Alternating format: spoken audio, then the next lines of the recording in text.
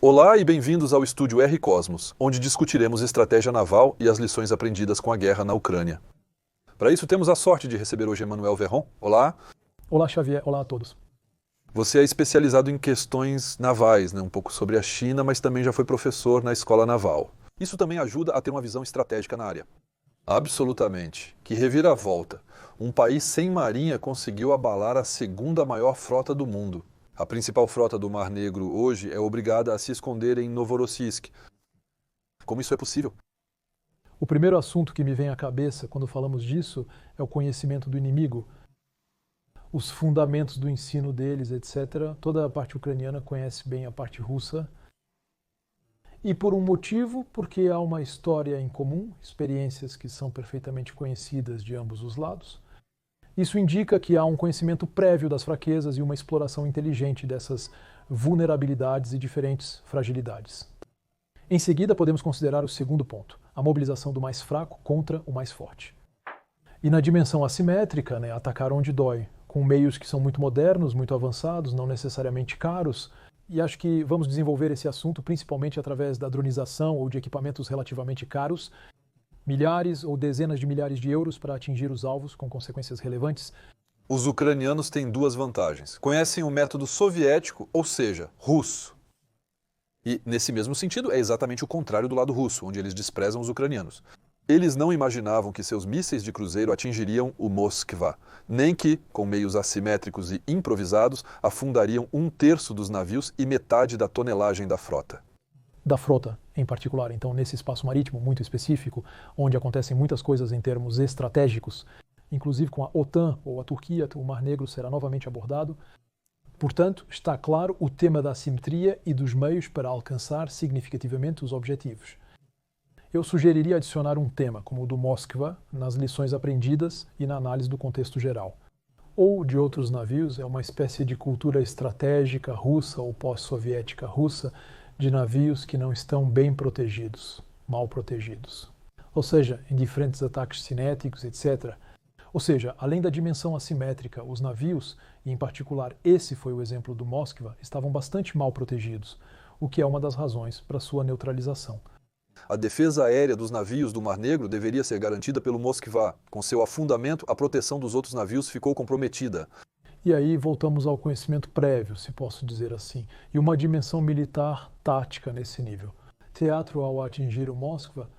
No final das contas, a defesa aérea dos navios, incluindo do Moskva, foi decepcionante, como vimos em sistemas como o S-300 ou S-400.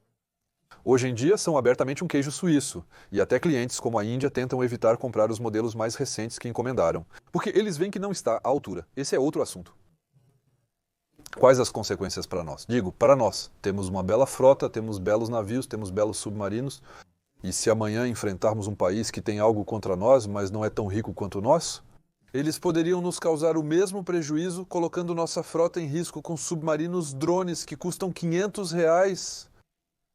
Na verdade, isso me faz pensar sobre o que somos capazes de fazer em termos de indústria, de defesa ou de maneira industrial.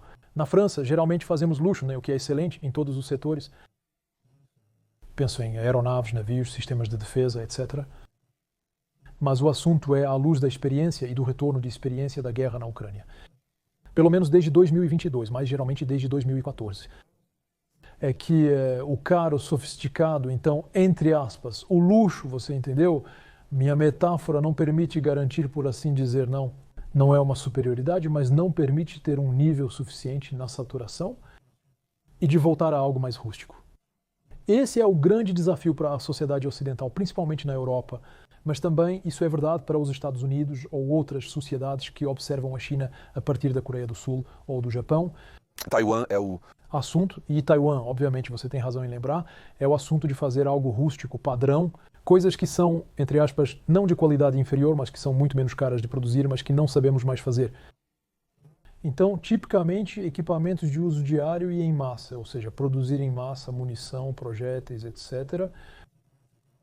Além disso, dimensões mais baratas, se desenvolvermos um drone, ele não custará milhões, etc. Mas dispositivos que são muito mais rústicos e muito menos caros, com uma eficácia que é significativa. Não diria que é de baixa qualidade, apenas de baixo custo. Um exemplo concreto: os ucranianos usam seus barcos Magura, que são suicidas na maioria dos casos. Eles também desenvolveram um modelo que carrega um drone kamikaze. Eles abrem e vão atacar estações de gás bem no meio, se aproximam das costas e vão atingir uma seção de cera. Para nós, basicamente, por 300 euros, eles vão destruir uma seção de cera. Enquanto nós usaríamos pelo menos um míssil tipo AGM-88 ou então um míssil de cruzeiro que custa 1000 vezes mais caro. Mais ou menos assim. Ser eficiente e eficaz não significa que devemos abandonar o topo do cesto. Sim, atualmente existem países que compreenderam essa questão. Ou então continuamos a nos preparar para uma defesa contra essas guerras alternativas. Mas nós não aceitamos nos rebaixar a usar essas armas dos pobres. Só existe um tema de cultura e um tema de cultura na indústria de defesa. Por isso eu falava sobre luxo hoje, mas quem perdeu essa ideia, perdeu até mesmo essa cultura. Ou seja, seria preciso voltar ao assunto do empreendedorismo. Investir com o apoio do Estado e de diferentes bancos, como o Banco Português de Investimento e outros, para ter dispositivos menos caros, de certa forma, portanto menos sofisticados, como você descreve, e que tenham um impacto bastante significativo. Portanto, insisto na palavra, seja nos drones navais, cuja eficácia vemos, esse é o nosso tema de hoje, especialmente no Mar Negro, do lado ucraniano, mas também na dimensão aérea e naval. E quando olhamos para as questões de superioridade, de domínio do céu hoje, superioridade aérea, infelizmente, a princípio, não chegamos lá. Diante de questões na China, especialmente na Rússia, apesar da guerra e do enfraquecimento econômico e de uma parte da sua economia voltada para a sua base industrial e tecnológica de defesa, do lado ocidental, não chegamos lá. Ou seja, teoricamente não aceitamos. Será que os americanos e ingleses, frequentemente mais pragmáticos, aceitam? Além disso, eles têm ainda menos dinheiro do que nós? Será que não há países que estão percebendo a situação? Tenho a impressão de que, mundialmente, quais são as nações que realmente sabem agir? Estou falando dos drones aéreos de baixo custo? A China, A Rússia, o Irã, a Coreia do Norte e a Ucrânia, isso é. os 5 países do mundo que sabem fazer isso. E vai continuar assim. No setor naval, no final das contas, é a mesma coisa, que países de segunda categoria como o Irã continuarão compensando sua inferioridade. Os americanos irão observar e se proibir disso. Isso está muito ligado à cultura industrial dos países, especialmente ao observarmos rapidamente as dimensões dos Estados Unidos. Sempre há a questão de fazer o melhor, o topo do topo, e então necessariamente, Mais caro. e então de certa forma o mais sofisticado. Nós analisamos diversos programas como o F-35 para a área aeroespacial, entre outros. Se você olhar para o programa do Zumwalt, esse tipo de navio incrível, é extremamente caro. 1,5 bilhão ou até mais por unidade, e a gente observa o uso disso. Complicado, para não dizer outra coisa. Então, há a questão de uma cultura industrial diante da inovação, realização e uso em um teatro de operações. E na guerra real, na guerra moderna, o que é interessante observar é se haverá ou não uma mudança de cultura político-industrial. E provavelmente a guerra na Ucrânia, que já provocou muitos movimentos, muitas mudanças, poderia, a curto e médio prazo, sugerir e induzir essas mudanças de cultura. Em particular em equipamentos mais de baixo custo, menos caros. Deveria, mas não parece estar dando certo por enquanto. Ainda não, mas a curto e médio prazo acho que pode mudar. Será que também é uma questão de objetivo ou de ambição? Estamos falando de países que são abertamente imperialistas. Estamos falando da Rússia expansionista, da China expansionista, de países que, no final das contas, querem agir. Ou de negação de acesso, como no Irã. Será que é porque nós, europeus e americanos, de modo geral, não temos mais vontade expansionista? A gente não quer impor negação de acesso. O Canal da Mancha é livre para acesso. É isso que nos impede de recorrer a essas armas, pelo menos por enquanto. Ou talvez não saibamos e nem queiramos fazer. Eu acho que a gente não sabe mais fazer. A gente não sabe fazer. A gente não sabe fazer low cost? A gente não sabe mais fazer. Então a gente não sabe fazer, entre aspas, o low cost. Depois ligar o assunto a um comportamento político expansionista, imperialista ou neo-imperialista, talvez, com o tempo, isso esteja relacionado. Isso eu não sei. É uma reflexão, por assim dizer, intelectual e histórica. Mas, fundamentalmente, é a questão de ter abandonado com o tempo a dimensão do rústico, em certa medida. Então, desde a fabricação de balas para uma arma de fogo até a dronização, e o fracasso, mesmo que estejamos tentando corrigir o rumo da dronização em nossas forças armadas, especialmente na França, há 20 anos, de certa forma, ter perdido o bonde da dronização. Quando você pega, por exemplo, o programa de drones russo Landsat, que agora está amplamente industrializado, os primeiros testes e reflexões sobre o assunto ocorreram há pelo menos 2 anos e meio, incluindo testes militares no teatro sírio. POM 21, agora estamos em 2025, e ele é amplamente utilizado no contexto da guerra na Ucrânia. Esse assunto não é extremamente caro e, aliás, ele é industrializado nesse BITD russo. Nós, na Europa Ocidental, neste momento, ainda somos incapazes de estar nesse tipo de programa. Então, isso levanta uma questão política, levanta uma questão de ambiente cultural em relação ao BITD, ou seja, de concepção e de cultura do instrumento de defesa e das armas, e inclusive questões de investimento, não? Por isso que eu relaciono ao tema político, né, de investimento em tal ou tal programa. E, portanto, de vontade. Agora consideremos o caso inverso. Ainda não dispomos de pequenas embarcações acessíveis e versáteis. Mas como nos protegemos? Vou dar um exemplo concreto. Como a Rússia não está posicionada hoje em dia, o que deveríamos fazer para conseguir retomar o controle no Mar Negro? Diante de um país que aplicou com maestria todas as técnicas de guerra híbrida até agora? O assunto é sobre um recuo primeiro geográfico e tático, e por fim de esforços, capacidades, etc., etc., da própria indústria e dos locais militares. Mas o que é interessante é que, neste estágio, a Rússia não tem nenhuma capacidade de retomar, por assim dizer, um ganho territorial. Ela absolutamente não tem capacidade para isso. Neste estágio, eles estão em uma lógica de reconstrução das forças, usando a profundidade estratégica do espaço do território, a profundidade, portanto, do território russo, o que não quer dizer que em 5 a 10 anos, ou mesmo de 3 a 5 anos, dependendo, né, se é que posso dizer assim, das arquiteturas de segurança da OTAN, do fortalecimento ou não das indústrias de defesa europeias e da articulação do poder militar dos Estados Unidos com a Europa, ou seja, a OTAN. Bem, poderíamos ter no contexto da reconstrução russa de todo o sistema, seja a guerra eletrônica, seja a dimensão míssil Excel, a dimensão dos drones, qualquer que seja o tipo de drone, etc., uma possibilidade de empurrar em direção à Ucrânia e ao Mar Negro. Você, quando vê os industriais, vê a resposta deles. Existe uma resposta técnica, por exemplo?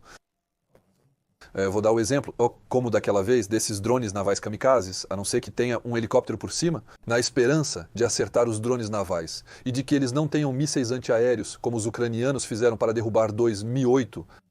Concordo, é uma questão de reavaliação e retorno de experiência constante. Nos estados maiores, claro, mas também no nível das indústrias, todos nas dimensões aeroterrestres, navais e aéreas, desde pelo menos fevereiro de 2022, e todos procuram entender, observar, etc. Mas como a situação na Ucrânia está no Mar Negro, vou fazer uma ligação com a situação naval também no Mar Vermelho e no Golfo de Aden. E a dimensão cinética, com as ferramentas especialmente nas linhas de comunicação marítimas, nas quais as forças navais francesas estiveram muito engajadas no âmbito da Áspides, operação em nível europeu. Mas sendo a Marinha Francesa praticamente a única que conta no exercício, na operação, então é um assunto que é cotidiano. No entanto, existem inércias industriais, especialmente em algo muito sofisticado, em comparação com algo menos sofisticado. Então, o tempo de implementação depende sempre da vontade e investimento do setor público e do Estado. Nos meios estratégicos não haverá uma aplicação específica. Estamos em uma fase de exploração e reflexão. Ainda não vejo neste estágio uma aplicação real nessas lógicas assimétricas. Levará alguns anos, assim como a proteção contra IEDs, que demorou até desenvolverem um bloqueador eficaz. Ainda levará um tempo para aplicá-las, esperando que a guerra não seja muito rápida. Sim, absolutamente. O tema central é a antecipação da guerra, vencer a guerra antes que ela aconteça, conforme as palavras do chefe do Estado-Maior das Forças Armadas sobre o assunto. De tomar a iniciativa de combinar o sofisticado com alguma coisa. Eu insisto no ponto sobre algo mais rústico, menos sofisticado, e, portanto, imediatamente mobilizável e eficaz, seja no mar ou em terra. Você acha que grupos terroristas poderiam fazer como o que aconteceu com o USS Cole quando ele foi atacado? Você acha que grupos terroristas atualmente poderiam desenvolver abertamente essas armas para atingir petroleiros e navios de cruzeiro? Considerando a Al-Qaeda e o ataque ao navio americano USS Cole no final dos anos 90 que você mencionou, a ascensão da Al-Qaeda, especialmente em seus diferentes ataques contra alvos americanos, ou primeiro e quase essencialmente alvos americanos, É evidente que o terrorismo com o tráfico de armas, sobretudo devido à distribuição de armamentos, etc., em diferentes cenários, não só na Ucrânia, etc., levanta uma série de questões. Isso é claro. Do ponto de vista da segurança, isso é evidente. Para causar perdas significativas em linhas de comunicação, infraestruturas X ou Y, governamentais ou não, em certos estados, isso é evidente. Portanto, a dimensão do terrorismo internacional, seja ele islamista ou não, levanta uma questão real, considerando a circulação de armas e o domínio, por assim dizer, desses equipamentos. O que é interessante, se aprofundarmos um pouco a reflexão sobre isso, seria o contínuo ou a interação que pode haver, especialmente no domínio desses armamentos, sempre numa lógica assimétrica, né, que corresponde bem à cultura terrorista, à cultura estratégica terrorista com as forças armadas russas. Em suma, poderíamos ter lógicas de proxy estendidas a novos teatros, seja o regime iraniano, seja o regime de Putin, ou até mesmo o regime chinês ou norte-coreano, que estariam numa lógica de fazer evoluir por meio de proxies, com forças terroristas de categoria cinza, intermediárias e muitas ações cinéticas contra alvos militares ou civis. E o que é surpreendente, talvez como palavra final, é que quando olhamos para o que a Rússia sofreu na Ucrânia, seja os bombardeios aéreos de longa distância, baixo custo como o Estado Islâmico fazia na Síria em 2017 mesmo com Sukhoi 24 destruídos na base atacada. A Organização das Nações Unidas para a Educação, a Ciência e a Cultura em 1990 concluiu que os ucranianos aperfeiçoaram melhor a conexão via satélite.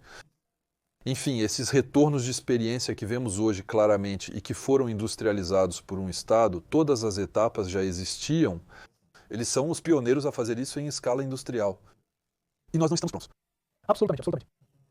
Esse é o interesse de ter, digamos, uma vantagem de tempo e um nível necessário de proteção sobre a dimensão física, militar e as diferentes influências, incluindo os produtores de operações. Essa será a palavra final, a necessidade em um futuro muito próximo de combinar o rústico com o sofisticado. Vamos lá, trabalho para os doutrinadores. Obrigado, Emanuel e Xavier. Esperamos que tenham gostado e nos vemos em breve no estúdio Recosmos.